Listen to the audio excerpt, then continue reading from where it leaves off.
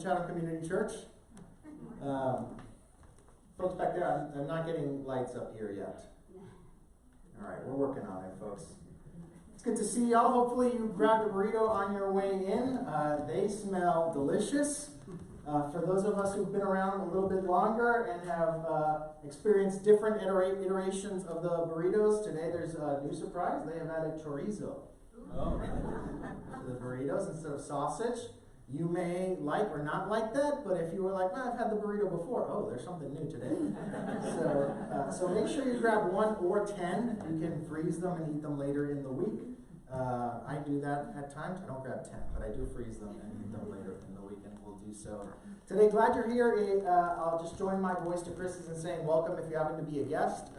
We're so glad that you're joining us. If you didn't get a welcome gift on your way in, we'd love to get you one as you make your way out, so make sure you stop in the back or come see me just outside the doors at the end of the service, and I'll make sure you get one of those welcome gifts. It's a chance for you to hear a little bit more about what we're about here in Chatham County, and also receive a gift from us from one of our local merchants here in Chatham County, here in Pittsburgh, so you can see some of the amazing things that happen here in Pittsburgh. Here at Chatham Community Church, we don't often talk about money or about what's going on financially in the church because we consistently trust that God is going to provide, and God has provided, and we know that money is sometimes used as a tool for pressure in other places. But y'all give and give generously, and so every once in a while, just in terms of accountability, we just like to let you know how things are going. So I'm going to give you a quick financial update for where we're at. For those of you that are not aware or are new or just need a review, our fiscal year runs June to July. So it started July of last year, or July to June, sorry, and it ends June of this year. And our budget is that number that's up there. I want to say it's just under 1.2 million, but it's not quite there yet. It's just above 1.15 million. How about that? Sure. And that's how we do ministry here in Chatham County. That's how we bless the community. That's how we partner with nonprofits. That enables us to do things like the Easter extravaganza, and that enables us to expand the capacity both in this location and at the North Chatham location to serve more of the needs that continue to emerge as Chatham County continues to grow. The way we think about our budget is we think about it as a 13-month budget. The reason for that is because, like many nonprofits, we see an increase in giving in December. And so we think of December as a double month. So if you were to divide what we need to sort of bring in each month, for 11 months we need to be at around $90,000. And then in December we need to bring in about $180K. And here's how we've been doing this fiscal year so far compared to the previous fiscal year. As you can see, early in the fiscal year, we were sort of generally above the previous fiscal year, generally below our budget. Our leadership team is incredibly responsible in terms of how we manage expenses. Our expenses have remained consistently in line with our giving. So we've been doing all right on that end. But then something really wonderful has been happening as of late. December was well above our projections. I want to say thank you to all of you. Y'all gave and gave generously, not just to the general operating fund, but to the Christmas Hope Fund. And just an update on that. We had a couple of projects with the Christmas Hope Fund. You may remember we were going to buy a car for someone. We were going to buy laptops for the Salvation Army to provide for people. And we had a budget amount. And y'all exceeded that so much that we've spent the last few months scrambling to find opportunities to continue to give the money. Because we said that every dollar that came into that Christmas Hope Fund was going to go out to a need in the community. Absolutely. So in fact, we just got a check a few weeks ago for $5,000 for a scholarship for a school in the community that reached out to us with a need to help their students at that particular time. And we were like, this is why we got more, because we needed to meet this need. So thank you for that, because it was easy for us to say yes to that opportunity. As you can see, the giving has increased, so here's where we stand right now. Current giving is above budget. Nice. Bless the Lord. Yeah. And current expenses as of February are below budget. So, what do I want to say in light of this? First, again, thank you for your generosity. The work God is doing here in Chatham County is meaningful, and it's meaningful because you're a part of it, and it's meaningful because God is in it, and we're able to engage in it because of your time, your talent, and your financial gifts. So thank you for that. And what I want to invite you to do is to pray for wisdom and faith as we head into budget season. We are starting to think about and dream about what God might want us to do from July 2024 to June 2025. We're trying to see the ministry opportunities that God has for us here in Chatham County and what that might take in terms of financial resources. And we need wisdom and faith, right? We don't set those numbers at random. We try to think, what's it going to take to say yes to every opportunity God provides for us? So we invite you to pray for wisdom and faith as we head into budget season. And here's one thing that we are aware of. We are aware that we are growing as a church community. If you've been here in Pittsburgh, you felt that. We were at one service for a long time. Now we are at 2 services. And we didn't just divide the people at one service into 2 services. We immediately increased our overall numbers. So I think just before we went to 2 services, we were averaging about 140, 150 people on a Sunday morning. We are now approaching 180 average. We bumped up over 200 a few weeks ago. Yeah, you can pray. You can talk. Let's roll. But part of what that means is that there's more opportunities to serve. There's more needs that are emerging, which require more investment. And one of the areas that we are looking to invest in is to increase staff hours for our part-time staff and to even consider bringing on more full-time staff as part of our community here at Chatham Community Church. Here's what I want you to know, and I say this because it was true before I got here. One of the things that I appreciated when I was looking at for opportunities, and one of the things that I've seen moving forward, is that this church takes care of its staff. Now, no one's getting rich from this job. But we don't expect our staff to sort of struggle or go hungry when they work for us and partner with us. And y'all know, you've been living here, the cost of living is not cheap in Chatham County. So as we did make decisions on what kind of staff we're going to bring and at what levels, we're going to invite you to pray that we have wisdom and then pray about your giving. If you've not yet become a financial partner, if you're not yet giving here at Chatham Community Church, God might be inviting you to that. And if you are, God might be inviting you to adjust your levels. At the end of the day, we're not going to be anxious. We're going to ask for wisdom as we set the new budget, and we're going to trust that God's going to provide, because God has always blessed us far more abundantly than we could ask for or imagine. We want you to know how we're using those funds, so if you have questions, feel free to ask me. And if you're curious about what might be coming up, just pay attention in the next few weeks, next few months. We'll be talking about the budget, we'll be talking about the vision for 2024 and beyond, which may or may not include what's a long-term plan for our location here at Pittsburgh, here at Chatham Mills. So stay tuned for a little bit more of that. And with that, that's the end of the financial update. Thank you for hanging on, and we will move on to the regularly scheduled part of this service. Okay. So we'll just make the hard shift to the sermon now, folks. Let's roll with it.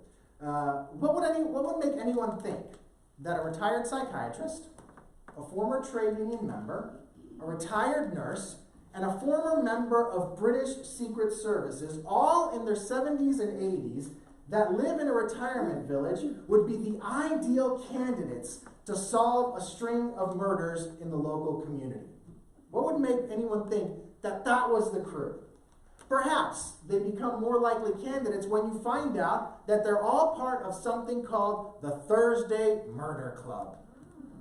That's the title in the first of a series of novels, actually the title of a series, that follows those 4 pensioners. Now, you may think, well, of course, the Thursday Murder Club, of course there are people who solve crimes, but that's not the case at the start of the first novel. They're just part of a club that meets every week, right? It's one of the social activities at the retirement community, and they talk about sort of unsolved mysteries in the community, unsolved mysteries in the town, and basically they just play armchair detective. They just try to see, well, what if this happened? What if the police didn't get a chance to think of that? And they sort of see, is there an angle that maybe anyone could have approached to solve that crime? That's all they do. But when a murder occurs within their retirement community, being part of the Thursday Murder Club sort of draws them to self-identify as, well, of course we should be the ones who engage in trying to figure out who did this. And in that, they discover a new purpose for their retirement years. Now, one might be tempted to think, well, of course, they've got a former spy, so of course they would be involved in solving murders. But what happens throughout the series is that you see each one of them sort of lean on this idea that they are the Thursday Murder Club, to sort of take risks, take actions, have conversations, and think in ways that were outside how they used to behave, think, and act.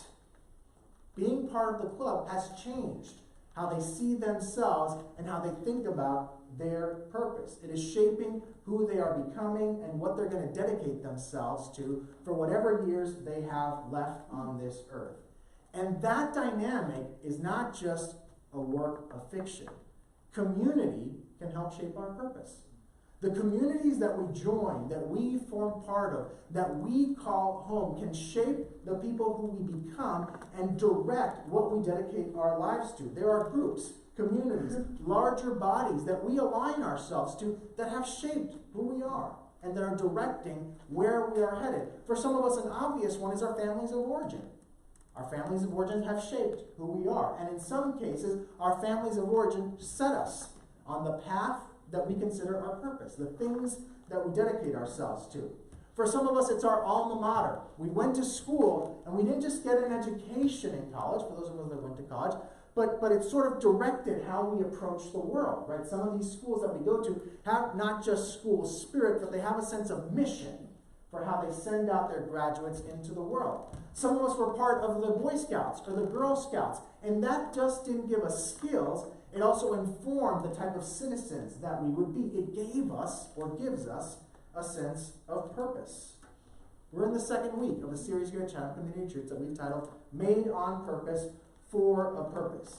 Life is so much better when we know what we're about. And the scriptures tell us good news. They tell us the good news that we were made on purpose for a purpose. So for the next few weeks, we're going to be talking about that here at Chatham Community Church. This idea that God made us, that God knows every single part of us and every one of us, and that He's placed us here at this time, not randomly, but to use how He made us for a particular purpose at this particular time in this particular place as we follow Him. And here's what we're going to focus on today.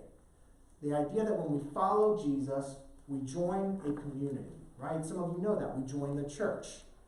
But we don't just join a community, we join a community with a purpose. So if you've been trying to clarify what your purpose is, if you've been wondering if you even have a purpose, or if you have, or if you're on the right path, here is some good news for you this morning. We share a common purpose. As the church, we share a common purpose as the community of followers of Jesus, but we get to live out that purpose in both unique, individual ways and together as a community. So you may be trying to figure out, what is my place as an individual? Good news. That doesn't mean that you are rudderless in terms of purpose, because as part of a community, you've already been grafted into a purpose. And you may be thinking, oh, I'm clear on what my individual purpose is, but is there more? Well, good news. There's a community here that has a purpose that you can form part of and bring the best of who you are and funnel that in to that without sacrificing how you've been uniquely made, uniquely gifted, and uniquely empowered and sent to your purpose. The passage Colleen read for us comes from one of the 4 books in the Bible that give us an account of Jesus' life. The book is known as the Gospel of Matthew. The other 3 are the Gospels of Mark, Luke, and John. They're at the beginning of the New Testament. The particular passage that she read for us comes from something that is known as the Sermon on the Mount. It is a series of teachings of Jesus where He is laying out what it looks like to follow Him. In theological terms, what the kingdom He is ushering in looks like and what it means to live in it and live as a part of it. It's the kind of life He is calling people to and the kind of life He is ushering in for the whole world. So picture it. There's this crowd of people who have been following Him and who are gathered around Him. This crowd of people isn't the intellectual elite, and they are not the socially powerful. There may be spatterings of those within the crowd, but the crowd is a smattering of all sorts of people. It's mostly everyday people, people like you, people like me. They likely have nothing else that they all hold in common beyond the fact that they have decided to follow Jesus, that they've been tagging along, that they've been curious and listening to Him. And so He looks at that crowd You may call it a ragtag group of misfits, because they don't quite fit with each other in any particular way other than the fact that they are following Jesus. And he looks out at them and he says to them, you are the salt of the earth. You are the light of the world. And within each of those statements, you are the salt, you are the light, he gives some warnings and some guidance. Each of those statements carries weight. The statement you are salt carries weight. The statement you are light carries weight. Salt and light, according to Jesus, are categories of consequence. They are categories that convey purpose. They impact, salt and light, as Jesus talks about them, the world around them. So imagine being in a crowd and having Jesus say, you are salt, you are light, you are salt, you are light. And behind that, or through that, him communicating, you have an impact on the world around you. You make a difference. You have an impact on the world around you. You make a difference. You are salt. You are light.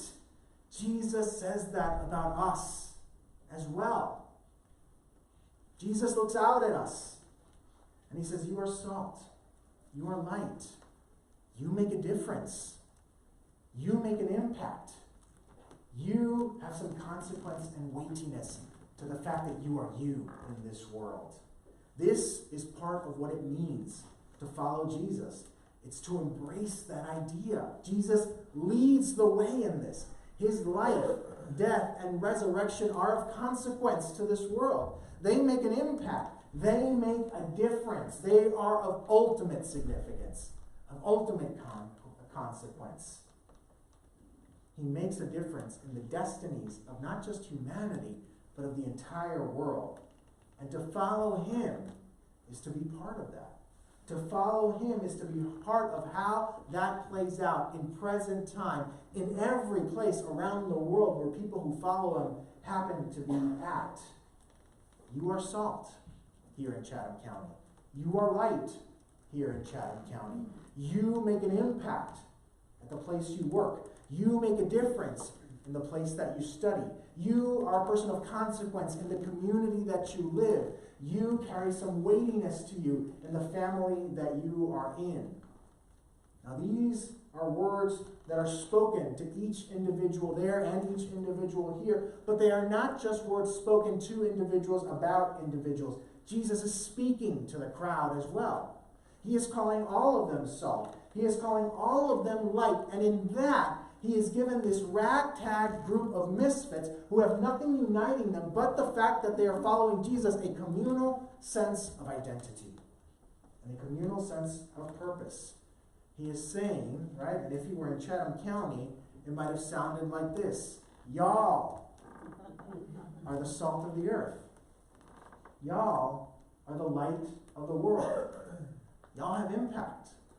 Y'all make a difference.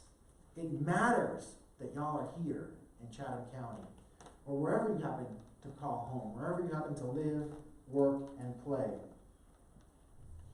The scope of what that means changes when you think of it not just as a you thing, or as a me thing, but you think of it as an us thing. Because yes, each of us individually can make a difference. Each of us individually has an impact. Each of us individually is salt. Each of us individually is light. But the picture of what's possible changes when you think it's not just me. It's all of us. It's all of us here. It's all of us wherever we happen to be. A shared communal identity can inform what is possible when people live and embrace that community identity. When people, how we might carry ourselves and how we might think of our purpose. The school I went to as an undergrad was a campus of the University of Puerto Rico. Now think of it like a state school, kind of like that. But it didn't start that way. The school was started before there was a University of Puerto Rico system. And when the legislation passed that created the university system and grafted this school into it, this school retained its campus identity. So for as long as I've known about this school, the fact that it's part of the University of Puerto Rico system has always been an afterthought. It has always been known as the College of Agricultural and Mechanical Arts. It didn't matter what it was called formally. Anyone who knew anything about this campus, anyone who went to this school, anyone who identified this school, never, ever, ever, ever, ever refers to it as the University of Puerto Rico Mayagüez campus unless they're filling out a form. They always refer to it as, in Spanish we would say, El Colegio, the College of Agricultural and Mechanical Arts. That was the message in campus. In fact, that is so ingrained that the motto of the school is before, now, and always, we are the college. That's the motto. No matter what you pursued, what major you pursued, you got this message that was rooted in its origins as a college of agricultural and mechanical arts. What was the message you got? People here can fix things. People here can solve problems. People here are equipped to make a difference. In fact, when we had people come in for job fairs, and we had companies from all over the world come from job fairs, one of the feedbacks they would give to professors and deans is they would say, listen, we recruit people from all sorts of colleges, and everyone comes with differing levels of knowledge. What sets your students apart is that they come in ready to solve problems. They come in ready to take on projects. They come in ready to make a difference. See, being in this school informed how we thought about our purpose. We went out no matter what field we studied in, believing that we could solve the problems we encountered. Believing that we were equipped to do that, to make a difference. Now, I didn't come into that school with that sense. I came into that school believing that I was smart enough to know enough about math and sciences to know that engineering was a good field for me, that I could make good money if I pursued it, and that I was marginally capable of passing my classes. But if you talk to me any years after I graduated, the idea that I can solve problems, that I'm drawn to them, that I'm drawn to making a difference, that I believe that I've got some tools to bring to the table to meet the challenges, has always been there. It's always been there because this school shaped my purpose. The community I joined shaped my purpose. It influenced how I understand it. Hear it again. You are the salt of the earth. You are the light of the world. We all are. Those aren't only statements about you and I as individuals. They form a community purpose, community identity. And they are inextricably attached to purpose. Jesus has given us a communal identity that speaks to our purpose. So when we go out, when we exist anywhere as followers of Jesus, we exist as people who have been called to be salt and called to be light, and that makes a difference in how we carry ourselves wherever we are. We have been made on purpose for a purpose. There are facets of that that are going to be uniquely yours, because you are uniquely you. God didn't make you like me. God didn't make us like each other. God made us unique. And there are ways we're going to play out that purpose that are ingrained in who we are. But even as we figure out what that looks like, we are never without a purpose. There is always this ground to orient us. If you're unsure what your purpose might be or where you're headed as an individual, grounded in this. What does it look like to be salt right now? What does it look like to be light right now? If I can't figure that out as an individual, what is my community doing? And how can I join that? How can I be salt? How can I be light? Let's take them each individually to sort of answer those questions. In the ancient world, salt was a valuable commodity.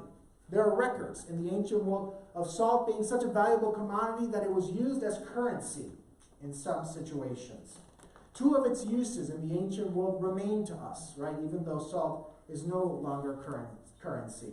Salt was used then and now to season food. That may be news to some of us, but yes, salt is good to season food with. Maybe not too much, for those of us who need to watch what we're eating. And it was also used to preserve food. I've got some fans of jerky here, y'all know that. Salt is used to preserve food. It prevents decay. Now, the salt that they would have used in the ancient world is different from what we know as table salt, right? It would have been, what they would have called salt would have contained NaCl, the sort of compound for salt, but it also would have contained all sorts of different other minerals and impurities. And it was possible that all of what was actually salt, truly salt, in what they called salt, could be seeped away. It could be leached away. And all you would be left was something you were going to call salt, but was really just minerals and impurities. It was no longer good to season. It was no longer good to preserve. So the point that Jesus makes when he talks about the salt is that when salt loses what makes it salt, it is no longer good as salt. And that there is no alternate purpose for unsalty salt. There is no alternate purpose. If you're salt and you're not being salt as it's supposed to be salt, then you're not salt. There is no alternate purpose. The purpose for salt is to do the things salt was intended for. If it can't do that, it's no good as salt. We are the salt of the earth, Jesus said. Like salt, we are spread out. We are spread out to draw out the flavor, to draw out the best of what is possible in every situation, in every engagement, in every relationship, in every location we may find ourselves in. Us being there is meant to draw out the good that exists, that is potentially there. And we're also placed in places to preserve, to maintain, to retain what is already good, what is already kind, what is already embodying the best of what God had intended it to be. We are salt. If you're wondering what purpose might be, part of our purpose is to draw out the best in the places, situations, and relationships we find ourselves, and to help retain what is good that is already there. Part of our purpose is to be there as agents that can call out the best of what is possible in who God made the people around us to be. We are called to recognize dignity and call it out, to recognize value and call it out, to recognize worth and call it out, to encourage people to not settle for a life that's just, well, that's just the way everyone else does it, or that's the way things are around here, but to call people forth in hope for something better, something that is possible, something they were made for. Because God can transform anyone. Amen? No one is hopeless. But lots of people don't know that. The best that they've been instructed or taught to hope for is not quite what God made them for. It's capped sometimes at, well, that's just the way my family is. Or that's just the way we do business. Or that's just the way it is in politics. Or that's just the way the HOA works. Oh yeah, some of y'all know. We need some salt there. I know some of y'all know. Part of how we do this is to be transformed people ourselves. To embody that sense of the kingdom. To let God shape our character and let that inform our actions and behaviors. So that when we recognize the value in others and the potential of transformation and call it out, we do it from a place of integrity. So when we call out transformation and say, there's something better in you, I see it in you, people can see that you are embodying it as well. Not that you're perfect, but that you're in process. That you've not settled for simply, that's just the way it is. Or that's just the way my family is. Or that's just the way I've always behaved. Or that's what's gotten me to this place. But that you're actually aspiring to become the person God made you to be. Then we can call others to give themselves to the process we are already part of. In addition to that, as salt, we are called to preserve what is good, what is true, what is noble, what is kind, what is peaceful, what is gentle, what is joyful, and what is merciful in our world. It's really easy to look at the world and simply believe, well, things are going to progressively get worse, so there's no use in stemming the tide. And yet, what Jesus did every time he encountered that was that he brought resurrection power. He brought kingdom power. He brought about good news, and we have been sent out to do the same. To do the same. We're not going to see fullness of goodness fulfilled this side of heaven, but we don't have to sit idly by and simply let sin, evil, and death rule the day, because sin, evil, and death have been defeated at the cross. Amen. And we are proclaimers of that victory, not just in what we say, not just in what we believe, but how we live and how we bring hope and preserve good. Let me illustrate what this might look like. When I was between jobs as an engineer, I felt some regret about how I carried myself in my first job. If I'd been reflecting on this passage, I would have said I wasn't very salty in my first job. I played into a lax work culture because we were contractors that overbilled. I gossiped, and I really gave myself to office politics. And when I was reflecting on that, I was like, I don't like that. So I resolved to be different at my next job. Now, I was still in my early 20s, and I worked at this next job with exclusively people older than I. It was a small company. Everyone had been there for a long time. I think the colleague closest to me was in their 30s, which when you're in your early 20s feels like a world away. So one day I was on the factory floor with my engineering colleagues, my boss, and a couple of guys from the factory floor, and we sort of rounded around and started having the kind of conversations that you would stereotypically imagine people having on guys having on a factory floor. We started talking about women. And they started talking about women in ways that objectified and demeaned, and I got uncomfortable. Now, in the past, I would have engaged in those conversations, or a little further on, I would have simply stayed quiet. But I felt like I couldn't do that anymore. So I politely interjected. I promise you it was polite. And I said, hey, listen, I'm not comfortable with talking about women in that way, so I'm just not going to participate in these conversations. I'm going to go back to my office, and we'll catch up later. And I went back to my office. My supervisor came and found me a few minutes later, and he said, thank you. Thank you for saying that. He said that I was right, and he owned that it would be his responsibility from now on to make sure that in our company we didn't talk about women that way. Now, I didn't think on that factory floor, time for me to be salt. I was just trying to live out what God was doing in me, to live it with integrity, to live it with intentionality. But in doing so, in a small way, it called out something good in him. He saw that he not only could be the type of person who didn't engage in those conversations, but actually as a leader had a responsibility to shape the culture. And it preserved a better working culture in our organization for the time I was there, and hopefully beyond. It shaped how we talked about other people who were created in the image of God. In a way, both of us became salt to that place. Now, in addition to calling us salt, Jesus calls us light. I want you to look at that picture of all these bulbs. Notice that each one is different, distinct, and unique, but they can all be light as long as they remain connected to what enables them to be light. Remember, we share a common purpose. We share a common identity. It comes from Jesus, but we get to live out that purpose in unique ways.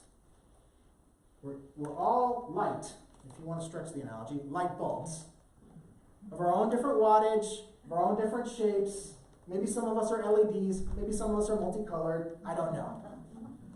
But we all get to be light in our ways. Jesus told the people there, you are the light of the world.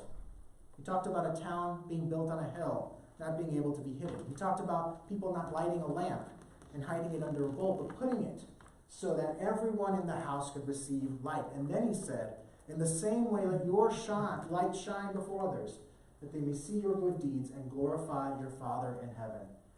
Friends, a town on a hill that's lit up in darkness at night helps orient people. This is desert culture. In the desert, right, in ancient society, a town on a hill that is lit up, that has light, is the difference between life and death for someone who's wandering in the desert. It helps them know that there's a place where they can find refuge, where they can survive. The light in the house would help orient the people in the house so they can find their way around. And so they're not bumping their shins against the ottoman, because how did the ottoman get that way across the living room in the middle of the night? We don't know, but it happens. For those of you who are parents, the light helps avoid those treacherous Legos. They just find their way into the middle of the hallway in the middle of the night mysteriously. The light helps us find our way. Jesus is encouraging his audience and us to not hide, to be okay with being visible, with being seen, with being noticed, in the ways that they are embodying the purposes of God. And that can make some of us uncomfortable. Because when we think of being visible, when we think of being seen, when we think of being noticed, it feels like we are making it about us. And partly because that's the only lens that society has for that kind of behavior, or that kind of action, or that kind of engagement. So Jesus preempts that.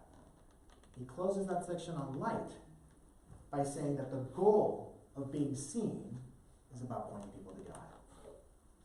He says that they may see your good works and glorify not you, but glorify your Father in heaven. Part of our purpose is to be light. And as light, we are to draw people in, to help guide people, and to point people to God. A town built on a hill isn't boisterous about its existence. It's visible because of where it has been placed. That's all it is. It's not about publicity or self-promotion, but of not being so focused on anonymity that we leave people who are looking for refuge without knowing that there's a place that they can come home to. Without knowing that there's a God that works, that transforms. We don't need to blast people with the light, but let the light in you do what it was meant to do. Let it draw people to the God who shaped you, to the God who's transformed you, to the God who's given you hope and gives hope to them as well. Let the light do what it was meant to do. Guide people who are trying to find out how to live well, who are trying to avoid the ottomans and Lego pieces of life. People are looking for answers on all sorts of things and issues that we have wisdom to respond with. We have a way of approaching money that helps us use it wisely without it becoming an idol and central in our lives. We have wisdom for how to raise children. We have wisdom for how to engage in our career. We have wisdom for how to engage in partner relationships. We have wisdom for how to manage conflicts. We have wisdom for how to engage in vocation, in art, in the care of the earth, in managing technology. That's part of what the Tech Healthy Family Seminar is. It's an invitation to the community, to anyone who would want to know, who's asking these questions, to say there is light here to help guide your path. So much more. There is wisdom in all these areas for following Jesus. Let the light in you do what it was meant to do. Point people to the source of life and to the source of purpose as well, because people are searching for it. Don't filter your God stories. Don't filter God out of your stories. When you talk about what your life is like, don't exclude God. I've said this before, because people will believe that your work of transformation, your work of peace, the kindness that you exhibit is all a fruit of your own labor. And they will think that they have no other recourse but to do better and try harder on their own. And you know that there is hope beyond that. Friends, be salt and light. The unique ways God has made you, and the situations he has placed you. I'm going to pray for us. And I'm going to put on the screen some of the imperatives that we used throughout the sermon. I want you to ask God to point out which one is yours for this week. Which one is yours for this week? And then go and do something. Go and embody what it means to be salt and what it means to be light. Go and live out your purpose. Let's pray. Jesus, thank you. Thank you that you made us salt and you made us light. Thank you that you've given us individual identity and communal identity. Thank you that we have purpose that is communal, that does not sacrifice the unique ways that we live out our purpose. And thank you that in the times we're still trying to figure out how to embody our individual purpose, we are not wavered. Because we can lean into the community that is trying to live out having salt and light here on earth. Lord, the world needs salt and light. We've needed it, we experience it, we need it still. May we not hide it. May we not lose our saltiness. May we go and bless the world. May we live out our purpose. In Jesus' name.